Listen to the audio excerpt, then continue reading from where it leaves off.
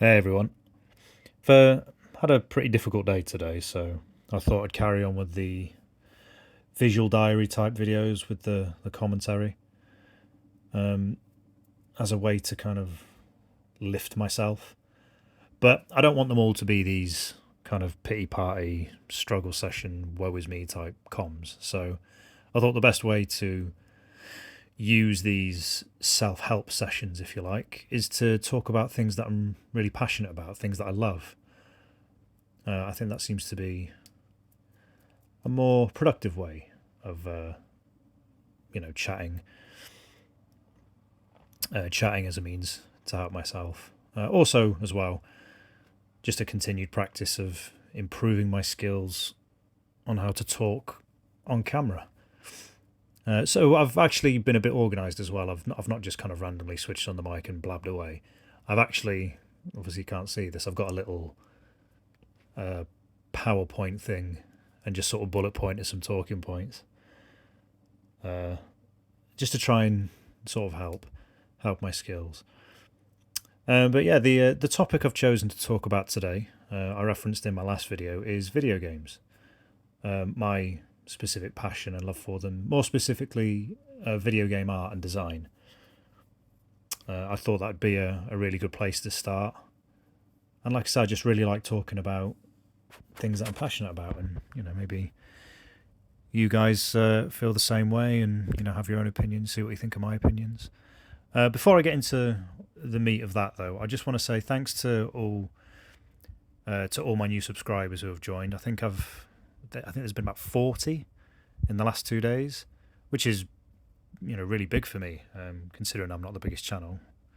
I'm a tiny channel. So whenever I see one person subscribe, I'm like, oh, cheers. So no, thank you so much for subscribing and supporting the channel.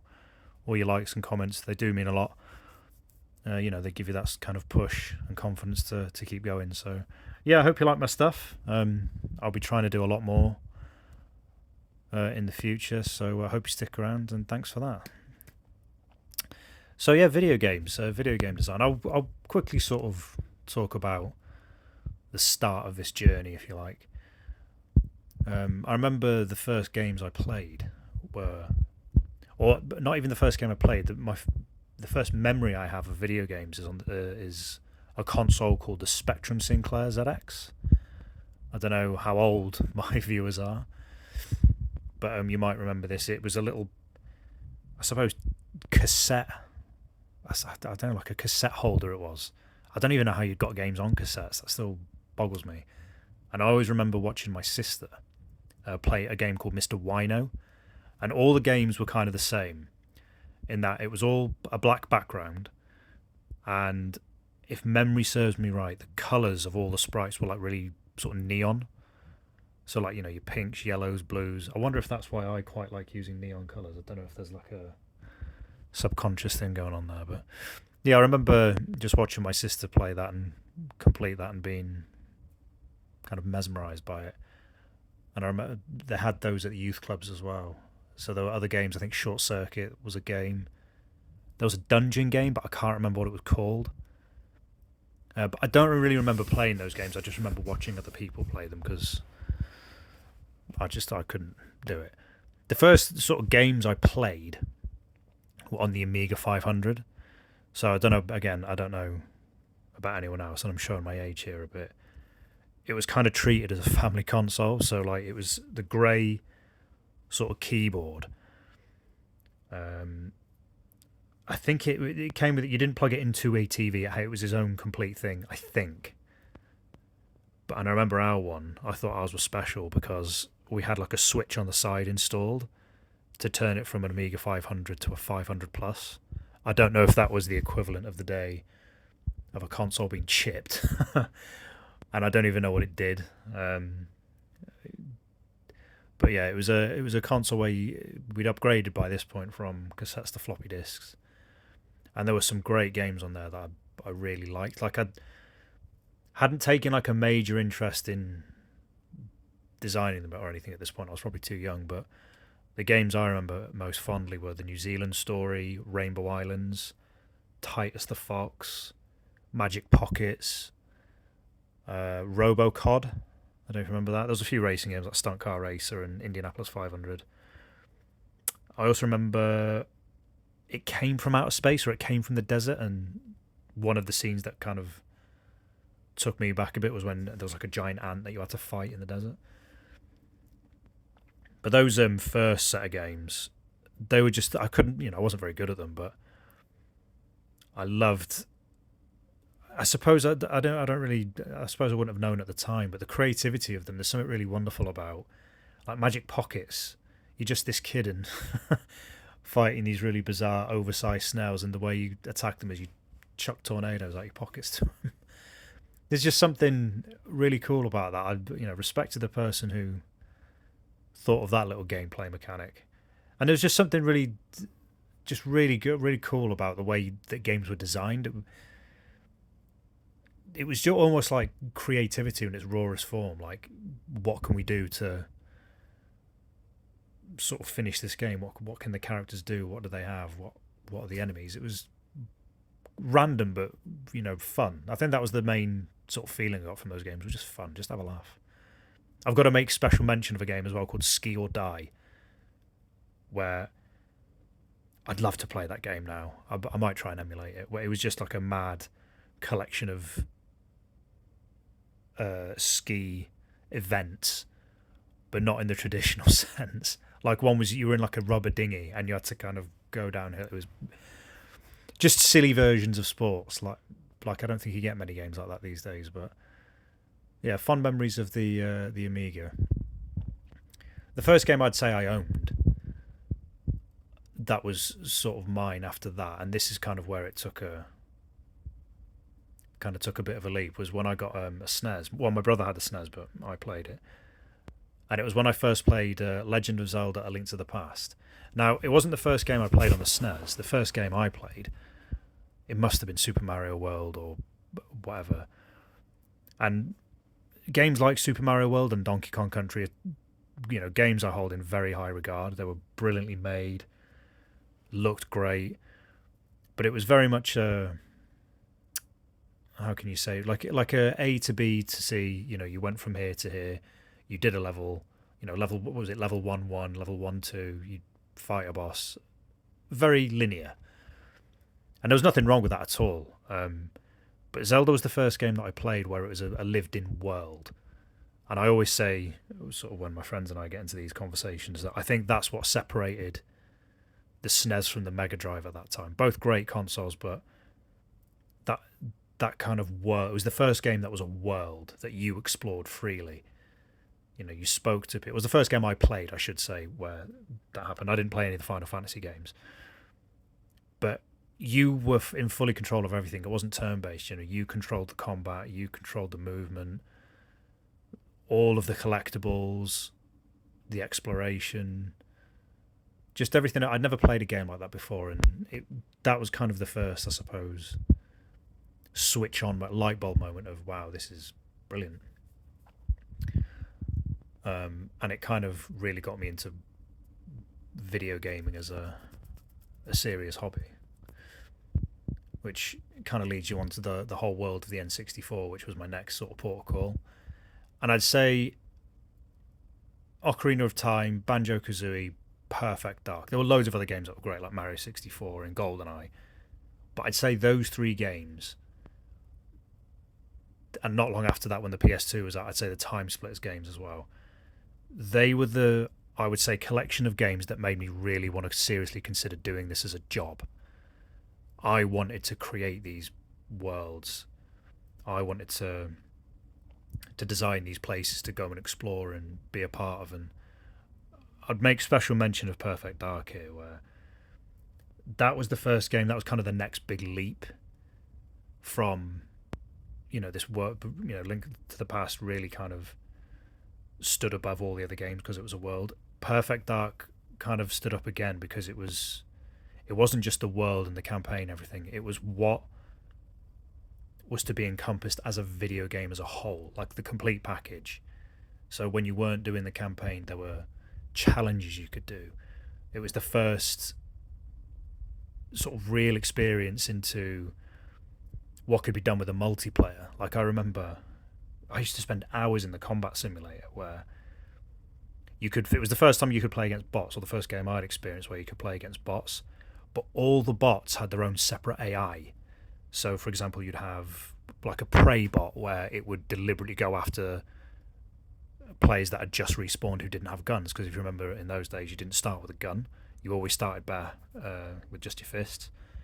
Judge Sim, I remember one that always went after the player in the lead to try and even out the score. Turtle Sim, it moved a bit slower, but it started with a shield. Just brilliant, sort of way ahead of its time. These games, I thought, there's so much to this game. There was a firing range. There was, like I say, challenges against bots that got progressively more difficult. You know, Time Splitters, they were the guys who made that were the same guys who made Perfect Dark, and you know they added a level editor. Just a really great time for those kind of games, and that's what led me to apply to do these games at uni. I won't go into too much detail of my uni experience. That's like for a whole other video. It wasn't a good one. The course started like a month late. We spent most of our time just modeling stuff in 3D software. There was a big chunk of time around uni where I wasn't I think years where I didn't really draw anything. It was just all 3D stuff. But like I said, that's for another time. But one thing that positive that did come out of it was discovering indie games. So I don't know if anyone's seen this. There's a film called Indie Movie. I think you can still get it on Steam, and it covered the development of 3 games: Super Meat Boy, Braid, and Fez. And it was really interesting following the stories of the development of these 3 games. I don't remember much about the Braid section. I remember Super Meat Boy because I was obsessed with that. Like, I love that game. The 2 guys who did it, it was just one completely doing the art assets, one completely doing the coding and the building. And I just thought that's what we should have been doing at uni, just that, because that really kind of captured the design part of it. And I do remember the Fez segment. There was is it Phil Fish? Was that his name? Loads of controversy around him at the time. But what I really, really liked about the indie scene was it seemed to capture, a lot of devs seemed to capture what's the word I'm looking for?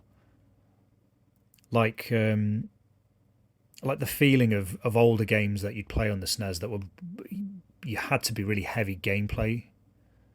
I don't know if orientated is the right word, but the main kind of bulk of your game had to be gameplay first. Like, you think about, classic games of the past, like the old Super Mario Brothers games. A lot of games limited by the technology, so you had to make them, stand out by the way they played, because, like I say, the limitations of the time. It's why I love Shovel Knight. It's just that perfect balance of using all the assets that you could have on a NES, but just bending them a little bit. So I think parallax scrolling was one where they took a little bit of a rule bending, and I think the sound was another one. The sound was a little bit better. But for all intents and purposes, it was the limitations of that and trying to make a game with those constrictions. Just a brilliant skill set, and I think it kind of helped me kind of understand where my preferences for gameplay and game design were. Just really, really brilliantly crafted gameplay. I think that's where I like it, because I think if you can have all these games with great stories, great atmospheres, and really good games, but I just think if you don't have that core gameplay, it kind of falls down. Like, you can have amazing games with just really tight and really crisp gameplay. A good example of that would be something like Clone Hero or Guitar Hero. Simplest idea in the world. There's a reason you're still seeing Clone Hero TikToks all over the gaff, is because it just kind of scratches that part of your brain that you just want to keep trying and keep getting better, keep doing it quicker. It's such a great way to kind of make your game around, if you like. And as well, it came out the the sort of indie stuff really started to pop. It was around about the PS2, PS3 time. There was a lot of games around there, around those times where, you know, a little bit bland in terms of open world, just collect random stuff. There's nothing wrong with those games. I mean, there's something wrong with some of them, but I just think a lot of style over substance in that time. And I think indie games, a lot of them, really sort of went back to the substance. You know, then you get these amazing games like Hollow Knight. I mentioned Shovel Knight before. Ori and the Blind Forest. These brilliant Metroidvanias. Like I said, they're not all great, but a lot of the ones that are great, it's just it captures that kind of essence of the old games, and I think it's it's a much better way as well to present your art style. Like in 3D games, I think it's a lot harder because they're, do you know what I mean? They're so vast, and it can be quite difficult to express your particular art style in a 3D world. You either go hyper realistic or ultra cartoony, like a Borderlands or something. Which again, they can look great, but I think it's harder to express your personal touch to it. Whereas a 2D game is a lot smaller, a lot more focused, refined. You can really kind of see the art style and put your impression on it. And because I come from a more artistic sort of background, you know, drawing, painting, that kind of thing, I think that's where sort of my taste kind of gears toward. And combining it with great gameplay, it's just, you know, it just works brilliantly for me. And I've thought I'll finish this up. I've been blabbering on for ages now, but I'll finish this up by, I think, even though I kind of abandoned the idea of being a game designer long ago, I still have the itch to try and make one. I think because of the kind of taste I have in art style and, say, films and games, like I love sci-fi, action, and I think there's such a big area of creativity you can explore, especially with simpler games like, you know, shoot 'em ups and that kind of thing, platformers in particular. Metroidvanias are a bit more complicated because there's more elements to them, but I think I still have that itch to, like, I could maybe draw something and I could just maybe pluck a little bit out. Say if I did like an A4 drawing, hyper detailed or whatever, I could probably pluck just a little section of that out and turn it into a movable sprite, and then, you know, maybe go from there. You know, turn one of my drawings into like a world that could be used in a game or something like that. But I just unfortunately don't have the skill set to code it all together. You know, maybe if I have time in the future, I can have a look at Game Maker again and learn my way through that. But I don't know. We'll see. We'll just carry on with the drawings for now, I think. Keep it simple. But yeah, I'll 18 minutes. I'll leave it there because I've yabbed on a bit. But I hope you like the drawing. I hope you like these videos. And I'll, you know, do more in the future. But thanks for tuning in, and I'll catch you later.